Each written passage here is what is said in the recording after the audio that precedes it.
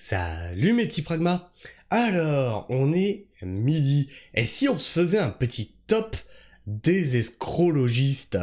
Qu'est-ce qu'ils nous ont inventé aujourd'hui? Alors, je vais les découvrir en même temps que vous, parce que je les ai mis de côté. Mais je n'ai pas écouté les vidéos. J'ai lu les textes, je n'ai pas écouté les vidéos. Donc les vidéos, on va les découvrir ensemble. Il y a peut-être des perles, il y a peut-être rien. On va voir. En tout cas, on va découvrir nos très chers escrologistes. Et donc on commence par Lisa Bellucco. Se promener dans la nature, rappelez-vous, rappelez-vous, on en avait parlé de ça sur la chaîne, le fameux fin de la propriété privée pour ce qui est des bois, etc., etc. Elle voulait que tout soit ouvert à tout le monde, et que vous puissiez aller foutre vos merdes. Il y en a pas assez dans les fossés, vous puissiez aller polluer les bois que les gens ils entretiennent, Voilà.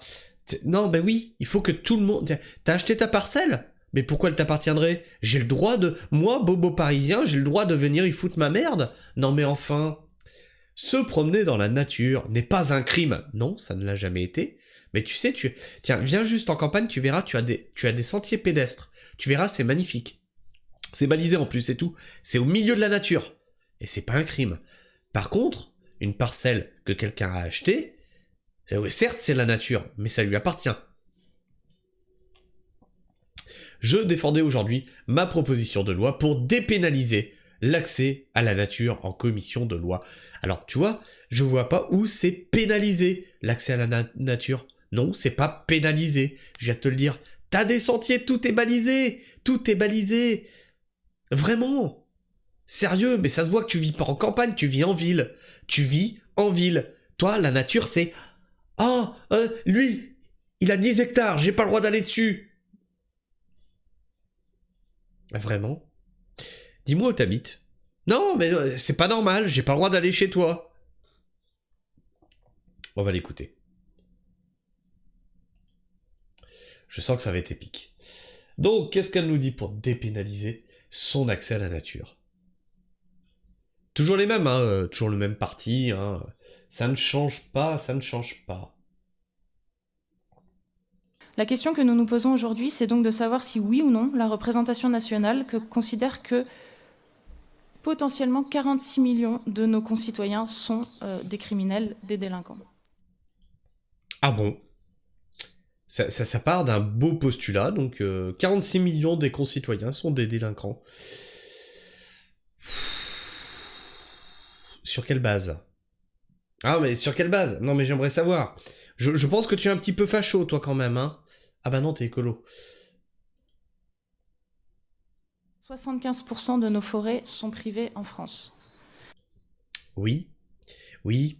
Alors, j'en ai fait une vidéo. Je vous mettrai le lien. Vraiment, je vous mets le lien dans la description.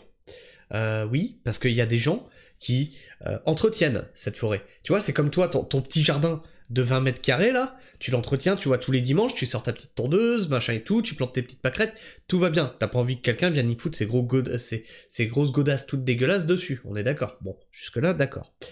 Quand quelqu'un, parce que tu sais pas ce que ça représente, un hectare, va entretenir un hectare, déjà, pour te faire la main, pour comprendre ce que c'est, d'accord? Ensuite, quand quelqu'un entretient plusieurs hectares, tu comprends bien qu'il n'a pas envie de voir des débiles comme vous venir tout saloper. Ne rien respecter. Arracher des trucs.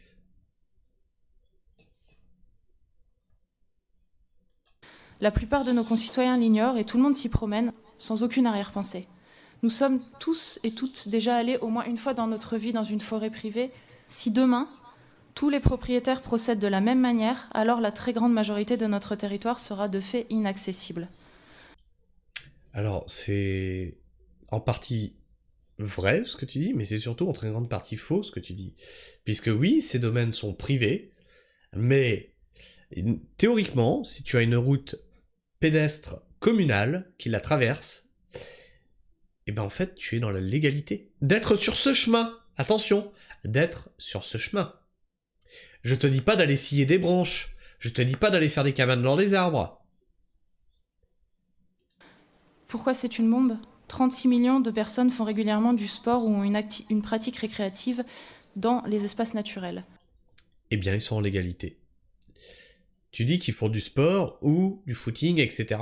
Donc ils sont sur ce sentier. Tout va bien. Il n'y a aucun espèce de problème. C'est un faux problème. 46 millions le font au moins de manière occasionnelle. Tous ou presque le font dans des espaces privés. C'est mathématique. Bah non. En fait, justement, c'est pas mathématique. Je viens de t'expliquer à quel point tu t'es planté. Mais bon, c'est pas grave, c'est pas grave. T'es écologiste, mais tu maîtrises pas le sujet. C'est pas grave, c'est pas grave. En même temps, il faut sortir de ta ville. Viens, je vais te montrer. On va aller se promener sur des sentiers. Si, je vais te montrer. Tous en seront privés si cette contravention est appliquée. La question que nous nous posons aujourd'hui, c'est donc de savoir si oui ou non la représentation nationale considère que potentiellement 46 millions de nos concitoyens sont des criminels, des délinquants. Donc, le but du jeu, c'est quoi ? Là, non, parce que là, il faut bien se dire, là, ce qu'elle est en train de critiquer, c'est la propriété privée. Vraiment, là, ce qu'elle dit, c'est « Hey, ça appartient à quelqu'un, c'est pas normal ». Là, elle met « Propriété privée, ça ne doit plus exister ». Sous couvert d'écologie, parce que c'est la nature. Demain, c'est ton jardin, hein. Si simplement se promener dans la nature relève du droit pénal, même sans rien dégrader, même sans rien voler, même en ramassant les déchets qui y traînent.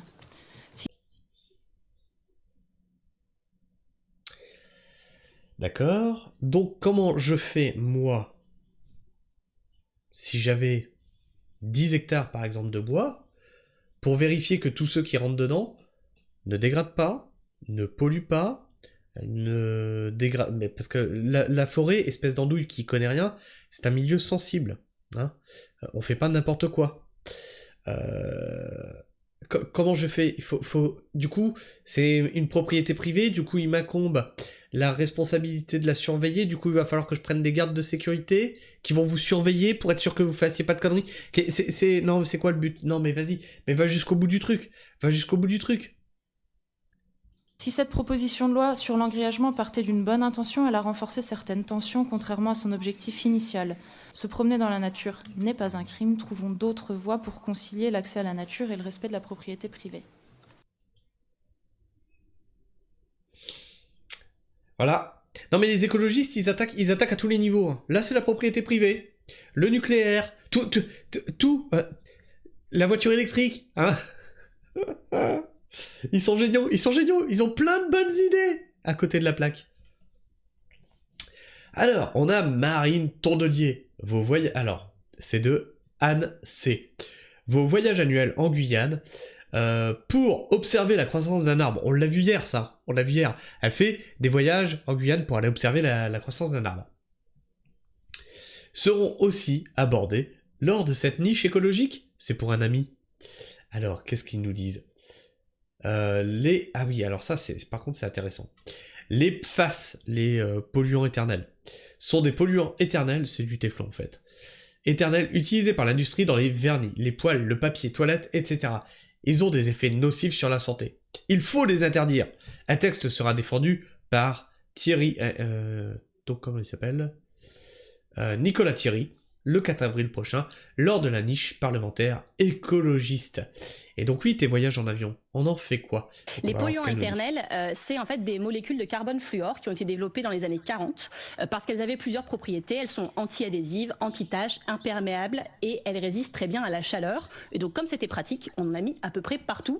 On a beaucoup plus développé les applications que la recherche sur les effets que ça avait sur la santé. Vous en avez c'est partout, mais on peut les supprimer dès l'année prochaine. Vous en avez dans vos poêles adhésives, dans votre papier toilette, dans les pailles en papier. Non, c'est plus compliqué que ça. Il faut les supprimer de l'industrie, mais c'est des polluants éternels. Ils sont là maintenant. Ils sont dans la nature, c'est baisé. Et dans les vernis à ongles, à peu près partout. Donc ça se supprime pas comme ça d'un claquement de doigts. On peut pas les supprimer du jour au lendemain partout, mais on peut, dès les prochaines années, en supprimer massivement, notamment plusieurs fabricants de poêles ont arrêté, et il y a vraiment des applications pour lesquelles on sait faire sans.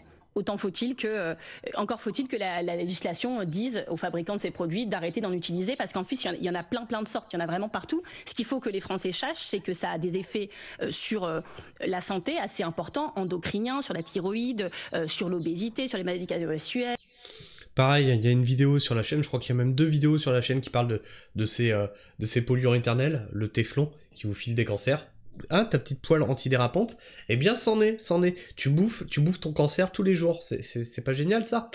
Eh oui, parce que bah oui, ça te dérègle absolument tout dans ton organisme, c'est excellent, tu vois. Donc bon, bah voilà, on va pas tout écouter ce qu'elle dit, mais effectivement, tu vois qu'il y a une dissonance cognitive. D'un côté, elle fait un voyage en avion tous les ans pour aller voir un seul arbre. De l'autre côté, elle a ce combat-là. Comme j'ai dit, hein, les idées sont bonnes, mais comme elle disait, oui, ça représente notre combat. Oui, ça représente ton combat.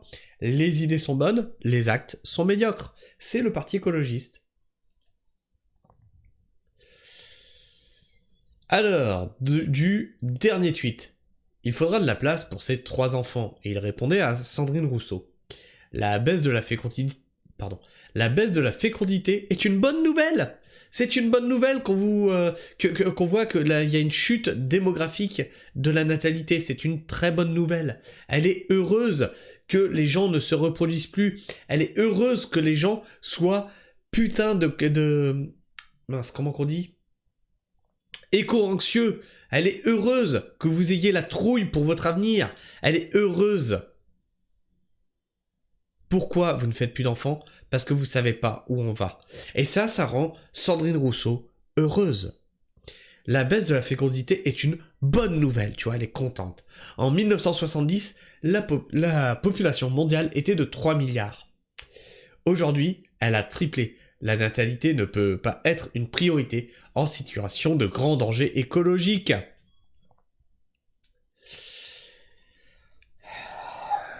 Vraiment, ils arrivent au pouvoir, c'est la fin de la propriété privée et l'élimination d'une partie de la population. C'est... Enfin, ils le disent. J'ai même pas besoin d'extrapoler. Ils le disent. Au nom de l'écologie. Donc ça, c'est de Gasper qui nous dit, enfin qui retweet ce que Marine Tondelier disait le 1er janvier 2023. J'ai mes poules, je ne prends plus l'avion, je me chauffe à 19 degrés et je n'habite pas dans la Creuse, mais dans le Pas-de-Calais, à Hénin-Beaumont. Alors, si tu as tes poules, j'imagine que tu as un jardin, plante un arbre. Et regarde le pousser. Mais ce qui est intéressant, c'est qu'elle dit elle ne prend plus l'avion. Et de l'autre côté, elle dit je prends l'avion tous les ans pour aller voir un arbre. Visiblement, c'est pas suffisant d'avoir ces poules, machin et tout. Les actes, les idées, les actes, les idées, les actes, les idées. Vraiment.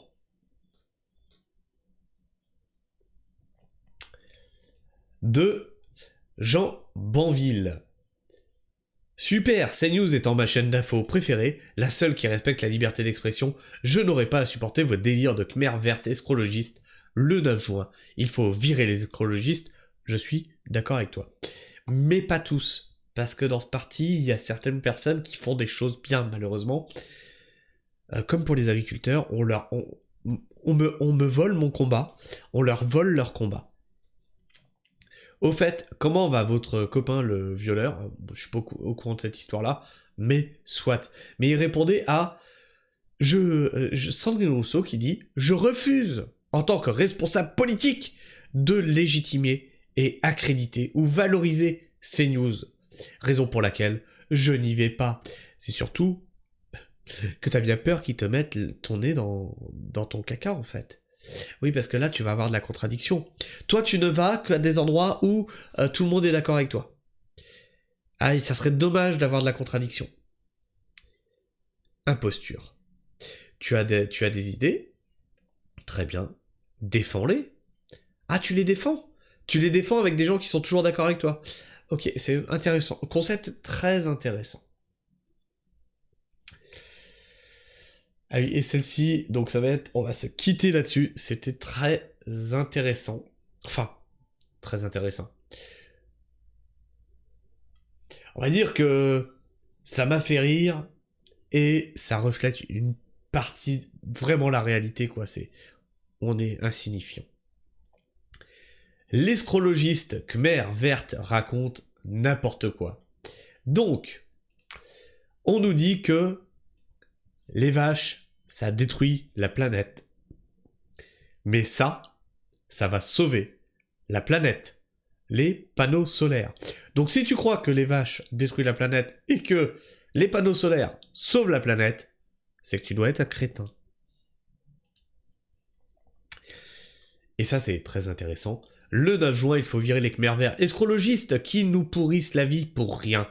La France, elle est ici, tu vois. Ce petit truc là, tout petit truc ici là, tu vois. Là, tu le vois ici là, là. Ici, ce tout petit pays minuscule va sauver la planète avec ses interdictions et ses taxes. Et voilà. La fin est très intéressante. Déjà, on représente que dalle à l'échelle mondiale. Mais en plus, quelque chose que je vous dis toujours sur la chaîne, le combat écologiste est dévoyé par la politique. Il ne sert qu'à soumettre et à taxer. Et on le retrouve ici. Interdiction et taxes. Et peut-être que si Sandrine Rousseau arrive un jour au pouvoir, il y aura peut-être des populations aussi. On sait pas. On sait pas, en tout cas, c'est son projet. Enfin bref.